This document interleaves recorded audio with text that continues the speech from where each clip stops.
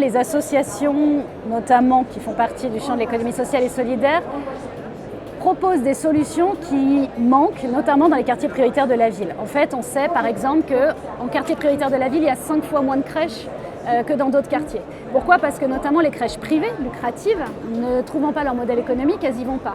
Souvent, c'est justement le secteur associatif qui finalement pallie cette absence et propose des solutions aux habitants qui sinon n'existeraient pas. C'est-à-dire qu'on est là pour les trous dans la raquette finalement. On est là où d'autres solutions ne sont pas.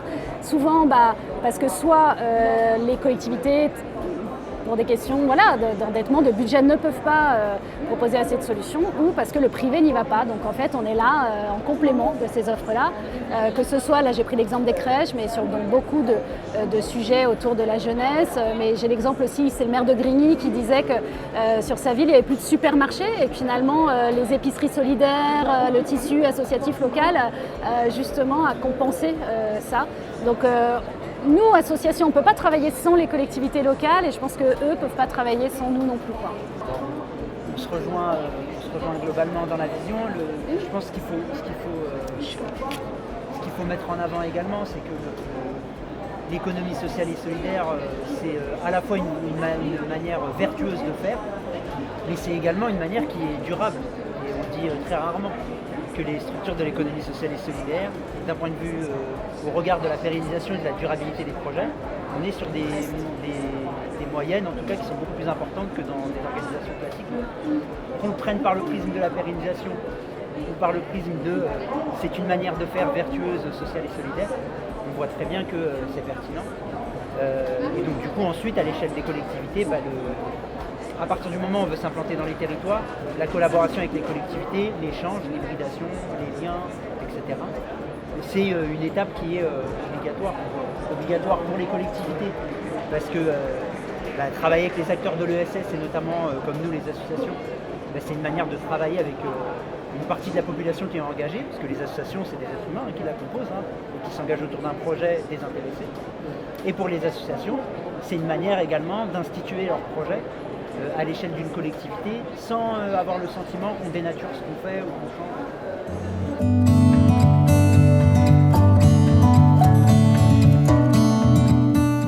On en a deux, nous, qui sont en tout cas forts, impactants chez nous.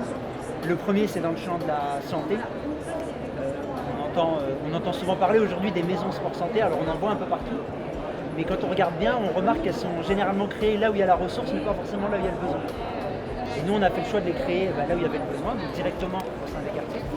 Donc en fait, on a créé là, dans 50 départements, des réseaux de maisons sport santé, directement au sein des quartiers, pour faire en sorte qu'il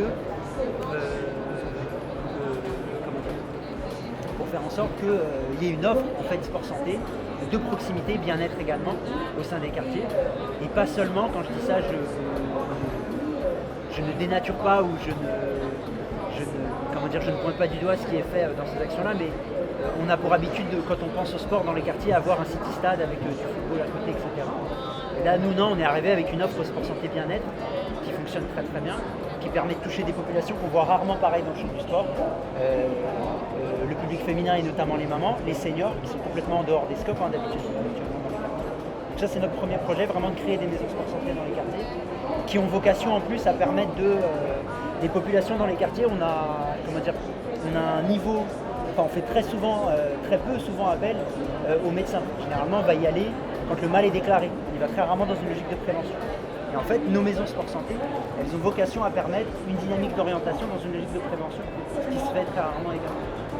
Et notre deuxième projet, toujours à l'échelle des quartiers, et là c'est plus à destination de l'écosystème à l'échelle des quartiers, on est en train de créer un réseau de recycleries, ce que nous on appelle des recycleries sportives, qui ont vocation à permettre à l'échelle d'un quartier, mais pas seulement pour les acteurs sportifs, des centres sociaux, des maisons de quartier ou autres, qui ponctuellement peut-être vont vouloir utiliser des outils sportifs, d'avoir accès gratuitement à du matériel mutualisé, et parfois même jusqu'à des véhicules, etc.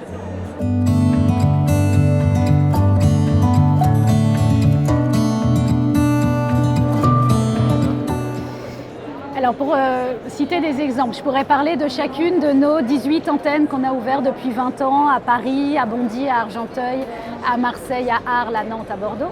Chacune de nous, on crée, Montmartre, des lieux d'accueil en pied d'immeuble. On va chercher les enfants à la sortie de l'école. ils viennent chez nous et là on propose l'aide aux devoirs et une proposition de projet artistique sur le long terme où on a vraiment un travail avec un artiste. Donc l'enfant va pouvoir travailler sa créativité, sa confiance en soi, le travail en coopération, en mode projet. On intègre les parents dans le dispositif. Voilà, tout ça c'est le modèle d'une antenne Montmartre et ça existe depuis un temps et voilà. Ça déjà, je voulais quand même le reciter, c'est de là d'où on vient. Depuis, on a initié d'autres démarches et notamment de faire des activités qu'on appelle hors de nos murs, hors les murs de Montmartre. Et je voulais citer un exemple qu'on a pu mettre en place grâce au dispositif Cité éducative qui permettent d'avoir autour de la table la ville, l'État, mais aussi l'éducation nationale, donc pouvoir monter des projets avec les écoles notamment. Et donc c'est à Marseille, dans une cité éducative de Marseille. Le projet s'appelle l'école en pente douce. Et c'est sur la socialisation avant l'école. L'enjeu des enfants qui vont rentrer notamment en quartier prioritaire de la ville dès 2 ans en petite section de maternelle, toute petite section maternelle. C'est une entrée qui n'est pas évidente, surtout qu'on sait que majoritairement les publics les plus fragiles, les familles, les enfants ne sont pas en mode de garde formelle. Souvent ils sont à la maison assez isolés, donc peu d'occasions de socialisation. Et nous on va monter dans les écoles pour ces enfants-là des ateliers artistiques de pré-socialisation avant l'entrée à l'école. Ça c'est des projets qu'on a pu sur lequel on capitalise sur tout notre travail, notre savoir-faire pédagogique, tout notre travail sur comment créer une médiation avec les enfants autour de projets artistiques, la rencontre avec un artiste. Évidemment, les familles au cœur du projet, parce que l'atelier sera parents-enfants. Je pense beaucoup maman-enfant d'ailleurs, de fait. On va essayer d'associer les papas. Mais voilà, donc ce genre de projet-là, nous c'est super parce que c'est, après avoir monté nos antennes, nos modèles, on peut initier des choses assez innovantes avec les écoles, enfants. C'est pas toujours facile de mettre un pied dans l'école. Pour les familles les plus fragiles et pour faciliter l'entrée à l'école, c'est une charnière éducative qui est clé parce qu'on sait que quand l'entrée en petite section se passe mal, en général après c'est compliqué. Voilà, donc il y avait ce projet-là et puis on a aussi travaillé, c'était sur un projet de construction, co-construction publique-privée, je trouvais ça assez nouveau et du coup intéressant. On a travaillé avec Sodexo qui à Clichy-sous-Bois ouvre un lieu d'innovation sociale qui s'appelle la Passerelle. C'est un lieu d'insertion professionnelle par une légumerie, leur métier c'est de la transformation de légumes, mais aussi une crèche et aussi quand ça ouvrira un espace de convivialité. Nous, on a travaillé avec la ville, avec le centre social d'à côté, parce que c'est la phase de travaux pour l'instant. Donc on a fait, à l'occasion cet été aussi de Clichy-Plage, un projet artistique de fresques, où on a redécoré tout l'espace de travaux qui est pour les habitants, ce grand espace en plein travaux au milieu de la ville, c'est pas très agréable. Donc ça crée déjà un attachement et en effet on fait avec les habitants. On a fait aussi avec les jeunes d'une tour d'immeuble, donc on a travaillé avec les médiateurs vraiment de quartier, de terrain, on a réussi à associer les jeunes du quartier, on est content. Sur ce projet artistique avec les habitants et puis à terme on va faire des choses dans l'espace de convivialité du lieu. En tout cas tout ça, on avait vraiment autour de la table Sodexo, les gens de la ville, les centres sociaux, un bel exemple de co-construction publique, privée, association, ville à Clichy-sous-Bois.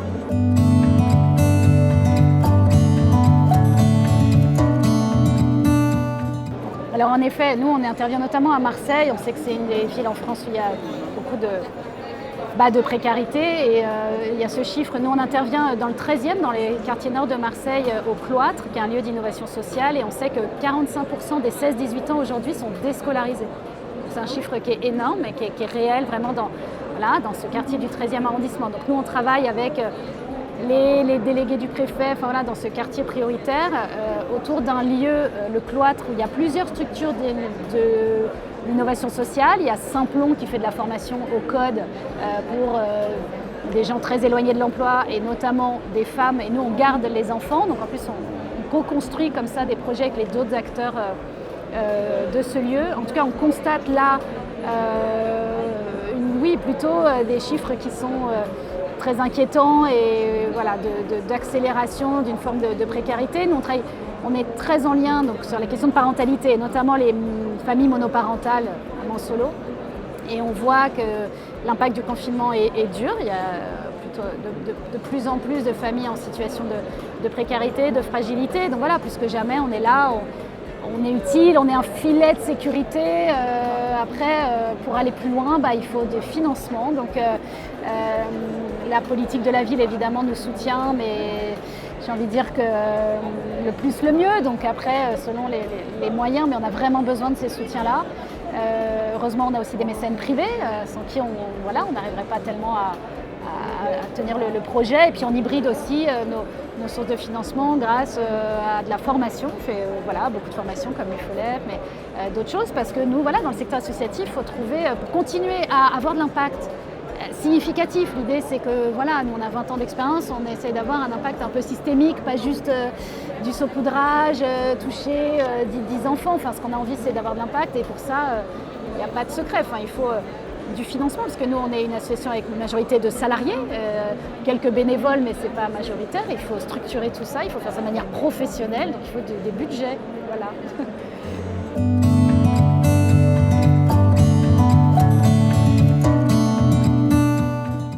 Il y a un sujet relatif, on parle souvent d'impact social ou d'impact éducatif ou autre, et j'ai toujours pour habitude de dire pour pouvoir faire de l'impact, il faut des acteurs qui réellement ont des outils de prise en charge, d'accompagnement, mais également d'observation, qui sont réellement des outils qui ont pour objectif l'impact, qu'ils soient éducatifs.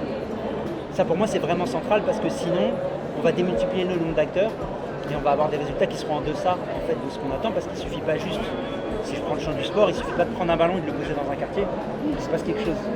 Il faut avoir des outils, il faut savoir ce qu'on veut faire, il faut une méthodologie, une pédagogie spécifique, etc. etc. Et ce n'est pas la pédagogie habituelle du champ sportif qui va permettre de faire ça, parce que faire un champion comme Mbappé, c'est pas la même chose que faire un champion de la vie, entre guillemets. Performer au niveau social, c'est pas comme performer d'un point de vue sportif. Donc ça, pour moi, dans le champ du sport, c'est central en termes de démarche, parce que sinon, on va avoir l'impression qu'on dépense de l'argent. La deuxième chose, il faut plus d'acteurs, ce que nous on appelle le socio-sport. Il faut agrandir le cercle, en fait, l'écosystème. Il faut encore plus de structures, plus d'acteurs qui s'intéressent à la thématique, qui l'apportent, qui la développent, etc. Et ensuite, il faut également, j'ai envie de dire, des acteurs qui maîtrisent les modèles de manière rationnelle. C'est-à-dire que, alors quand je dis ça, ça ne veut pas dire que les moyens de l'État sont suffisants, il en faudra toujours plus, bien entendu. Mais l'État, il ne pourra pas tout. C'est-à-dire qu'une structure qui s'engage dans nos thématiques, qui sont celles de l'intérêt général, il faut penser la question de la pérennité de son action dès le début. Quand on prend un emploi aidé, par exemple, ce n'est pas 6 mois avant la fin de l'aide qu'on s'interroge sur comment je fais maintenant, mon poste il arrive à terme. Non, en fait, c'est effectivement dès le départ qu'il faut le penser. Ça ne veut pas dire que ce sera facile, ça ne veut pas dire que ça va demander d'efforts, bien entendu, mais comme dans tout secteur d'activité.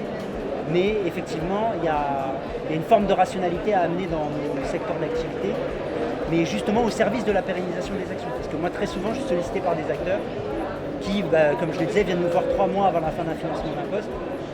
Et là, moi, j'ai pour habitude de dire, les super-héros, c'est dans les films. Et alors, on sait agir en amont, on sait structurer en amont, mais quand on est face au mur, c'est très compliqué.